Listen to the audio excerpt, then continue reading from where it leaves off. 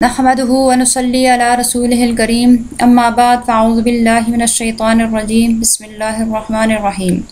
رب اشرح لي صدري ويسر لي امري واحلل عقدة من لساني يفقهوا قولي آمين. الصلاة والسلام عليك يا رسول الله يا سيدي يا مرشدي يا حبيب اللہ. یوٹیوب چینل بزم فاطمہ مع القرآن لے کر آپ کی خدمت میں حاضر ہوں. قرآن مجید کا لفظی ترجمہ اور مختصر تفسیر کے سلسلے کا آج ہمارا نواں سبق ہے. تو آئیے آغاز کرتے ہیں سورہ بقرہ کی آیت نمبر 47 سے. اعوذ باللہ من الشیطان الرجیم، پناہ مانگتی ہوں اللہ کے ساتھ شیطان مردود سے. بسم اللہ الرحمن الرحیم، اللہ کے نام کے ساتھ شروع جو بڑا مہربان نہایت رحم فرمانے والا ہے. یا بنی اسرائیل اذکروا، اے اولاد یعقوب یاد کرو، نعمتی میرا احسان، اللتی جو انعمت میں نے انعام کیا، علیکم تم پر، وانی اور بے شک میں نے فضلتکم فضیلت دی تمہیں، علی العالمین جہان والوں کے اوپر. اس رکوع کے اندر بھی اللہ تعالیٰ بنی اسرائیل کو اپنی نعمتیں اور احسانات یاد دلا رہا ہے.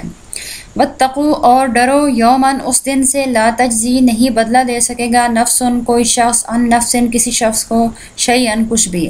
ولا یقبل اور نہیں قبول کی جائے گی، منہا اس سے، شفاعت سفارش، ولا یؤخذ اور نہیں لیا جائے گا، منہا اس سے، عدل کوئی معاوضہ، ولا ہم اور نہ ہی ان کی، ینصرون مدد کی جائے گی. اللہ تعالیٰ بنی اسرائیل کو بتا رہا ہے، کفار اور مشرکین کو کہہ رہا ہے، بتا رہا ہے کہ اس دن سے تم ڈرو کہ جس دن کوئی شخص کسی کی شفاعت نہیں کر سکے گا اور نہ ہی کوئی کسی کے بدلے میں کوئی معاوضہ دے کر اس کی جان بچا سکے گا. تو تمہیں چاہیے کہ تم اس دن سے ڈرو. اور شفاعت سے مراد یہاں کہ کوئی کسی کی شفاعت نہیں کر سکے گا، اس سے مراد کفار لوگ ہیں، کفار اور مشرکین ہیں کہ ان کی شفاعت کوئی نہیں کرے گا، نہ وہ ایک دوسرے کی شفاعت کر سکیں گے اور نہ ہی مومنین کی شفاعت ان کے حق میں قبول کی جائے گی. شفاعت کرنے اور شفاعت کروانے کے لیے دونوں کے لیے ایمان کا ہونا لازمی ہے. وَإِذْ اور یاد کرو جب، نَجَّيْنَاكُمْ ہم نے نجات دی تمہیں، من آل فرعون فرعونیوں سے. آل کا لفظ جو ہے یہ دو معنوں میں استعمال ہوتا ہے، اولاد کے لیے بھی اور پیروکاروں کے لیے بھی. فرعون کی چونکہ کوئی اولاد نہیں تھی، اس کے پیروکار تھے، تو یہاں آل سے مراد فرعون کے پیروکار ہیں. جب ہم نے تمہیں نجات دی آل فرعون سے، یعنی فرعونیوں سے، اس کے پیروکاروں سے اور اس سے. یسومونکم پہنچاتے تھے تمہیں، سوء برا، عذاب، یذبحون ذبح کرتے تھے وہ، ابناءکم تمہارے بیٹوں کو، ویستحیون اور زندہ چھوڑ دیتے تھے، نساءکم تمہاری بیٹیوں کو یا تمہاری عورتوں کو. وفی ذالکم اور اس میں بلاء آزمائش تھی، من ربکم تمہارے رب کی طرف سے، عظیم بہت بڑی. ایک اللہ تعالیٰ اپنا یہ احسان اور یہ نعمت بھی ان کو یاد دلا رہا ہے کہ جب ہم نے تمہیں آل فرعون سے،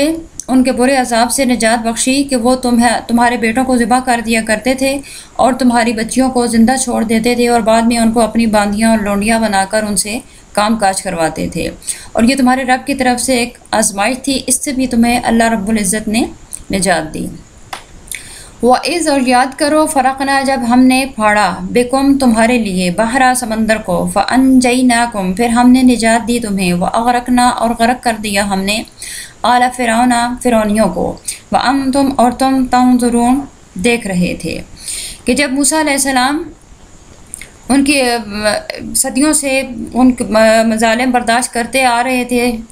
بنی اسرائیل فرعونیوں کے، موسیٰ علیہ السلام اپنی قوم کو راتوں رات لے کر مصر سے جب روانہ ہوئے تو صبح کے وقت فرعونی پہنچ آئے ان کے پیچھا کرتے ہوئے، ان کا تعاقب کرتے ہوئے، تو سامنے سمندر تھا. تو بنی اسرائیل نے یہ سمجھا کہ اب تو پیچھے فرعونی بھی پہنچ آئے ہیں، آگے سمندر ہے، اب تو یہاں ہمارا بس کام ختم ہی ہو گیا. تو موسیٰ علیہ السلام نے اللہ رب العزت کے حکم سے سمندر کے اندر اپنا عصا مبارک مارا تو وہ پانی رک گیا، تھم گیا اور بیچ میں راستہ بن گیا. تو تمام بنی اسرائیل نے سمندر کو آسانی سے عبور کر لیا. اتنے میں فرعون اور اس کا لشکر بھی وہاں پہنچ آئے. جب وہ لوگ بھی سمندر کے اندر گھس گئے تو اللہ تعالیٰ کے حکم سے وہ سمندر کا پانی آپس میں مل گیا اور وہ سارے کے سارے اس میں ڈوب گئے اور غرق ہو گئے. وہ بھی اللہ تعالیٰ یاد دلا رہا ہے کہ وہ منظر تم نے اپنی آنکھوں سے دیکھا.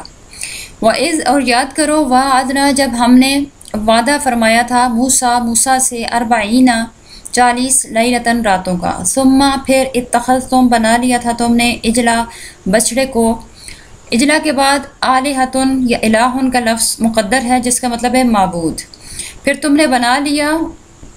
اجلا بچڑے کو معبود من بعد ہی ان کے جانے کے بعد، یعنی موسیٰ علیہ السلام کے جانے کے بعد، جب وہ 40 راتوں کے لیے چلا کاٹنے کے لیے گئے تھے تو ان کے بعد تم نے بچڑے کو معبود بنا لیا تھا۔ وَأَنْتُمْ اور تم ظالمون ظالم تھے، اور یہ تمہارا ایک بہت بڑا ظلم تھا کہ تم نے بچڑے کو معبود بنا لیا۔ ثم پھر عفونا درگزر فرمایا ہم نے عنکم تم سے، من بعد ذالک تمہارے اس ظلم کے بعد، لعلکم تاکہ تم تشکرون شکر گزار بن جاؤ۔ پھر ان کی اس گناہ کی ان کو معافی بھی دے دی گئی ان کے اس وجہ سے تاکہ وہ شکر گزار بن جائیں۔ وَإِذْ اور یاد کرو جب آتینا دی ہم نے موسیٰ کو کتاب والفرقان اور حق و باطل میں تمیز کرنے کی قوت، لعلکم تاکہ تم تہتدون ہدایت پاؤ۔ پھر موسیٰ علیہ السلام کو کتاب دی گئی اور حق و باطل میں تمیز کرنے کی قوت سے مراد ان کے معجزات ہیں کہ جن کو دیکھ کر کوئی بھی ذی شعور آدمی حق اور باطل میں فرق کر سکتا ہے آسانی سے۔ تو یہ حق و باطل میں فرق کرنے کی جو قوت یعنی یہ معجزات ان کو عطا کی ہے، یہ بھی تمہارے لیے تاکہ تم ان معجزات کو دیکھ کر ہدایت پا سکو۔ وَإِذْ اور یاد کرو جب قال کہا تھا موسیٰ علیہ السلام نے لقومہ اپنے قوم سے، یا قوم اے میری قوم، انکم بے شک تم نے ظلم کیا ہے، انفسکم اپنے آپ پر، باتخاذکم بنا کر اجلا بچڑے کو، آلیہتن یہاں بھی مقدر ہے جس کا معنی ہے معبود، بنا کر تم نے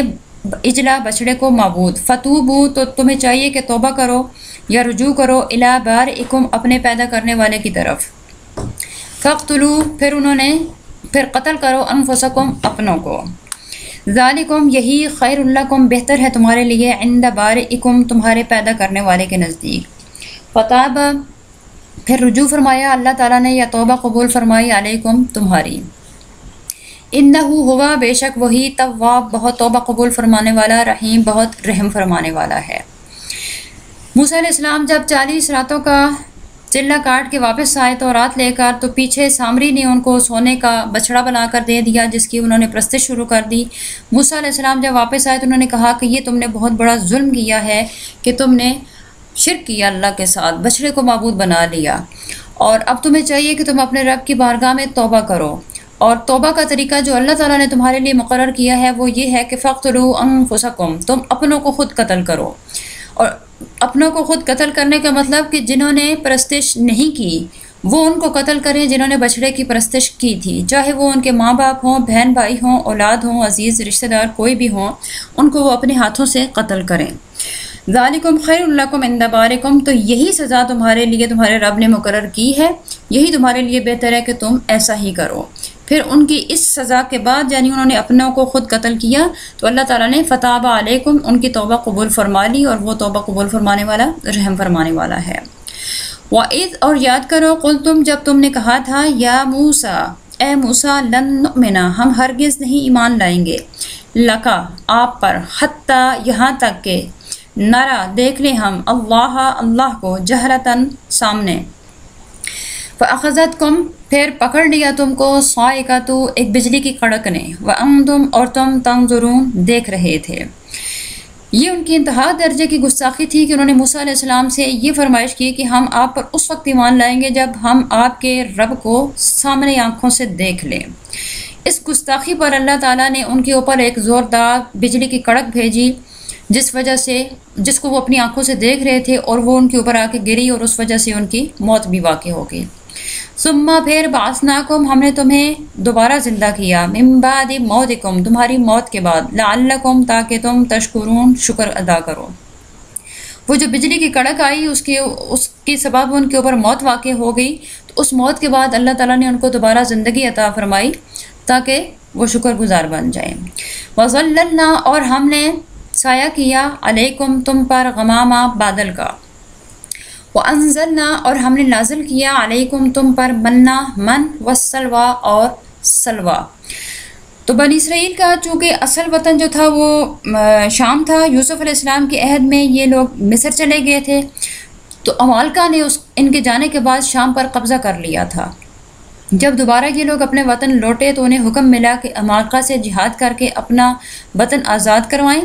اور اس میں آزادی اور عزت سے زندگی بسر کریں، لیکن انہوں نے جہاد کرنے سے انکار کر دیا، جس کی پاداش میں یہ لوگ 40 سال تک تیہ کے ریگستان کی خاک چھانتے رہے۔ اس حال میں بھی اللہ تعالیٰ کی نوازشات ان پر سایہ افگن رہیں۔ اس آیت میں ان انعامات کا ذکر ہے کہ دھوپ سے بچانے کے لیے بادلوں کا سائبان تان دیا گیا، پانی کے چشمے بہا دیے گئے اور من و سلوہ ان کی خوراک کے لیے مہیا کر دیا گیا۔ مفسرین کے مطابق من سے مراد ترنجبین ہے، اور ترنجبین ایک قسم کی قدرتی شکر ہے جو اونٹ کٹارے یا اس قسم کی دوسری بوٹیوں کے کانٹوں پر شبنم کی طرح گر کر جم جاتی ہے، اور سلوہ بٹیر کو کہتے ہیں جو وادی سینا کا ایک خاص پرندہ ہے، کیونکہ یہ رزق لذیذ ان کو محنت و مشقت کے بغیر میسر آ جاتا تھا، اس لیے اسے من یعنی احسان فرمایا گیا، اور بٹیر کے شکار میں ان کے مغموم اور افسردہ دلوں کی شگفتگی اور تازگی کا سامان بھی تھا، اس لیے اسے سلوہ کے نام سے تعبیر کیا گیا۔ اور انہیں کہا کہ کلو، کھاؤ، من طیبات، پاکیزہ چیزوں میں سے، ما رزقناکم، جو ہم نے تمہیں رزق دیا ہے۔ وما ظلمونا، اور نہیں ظلم کیا ہم نے، ولیکن، اور لیکن، کانو، تھے وہ، انفسہم، اپنے آپ پر، یظلمون، ظلم کرتے۔ اللہ فرما رہا ہے کہ ہم نے ان پر کوئی ظلم نہیں کیا، ہم نے تو ان کی سزا کے وقت بھی ان کے اوپر بادل کا سایہ کیے رکھا، ان کے لیے بنا بنایا آسمان سے کھانا نازل کرتے رہے، ہم نے ان پر کوئی ظلم نہیں کیا، انہوں نے خود اپنے اوپر ظلم کیا۔ وَإِذْ، اور یاد کرو جب، قلنا، ہم نے کہا تھا، ادخلوا، داخل ہو،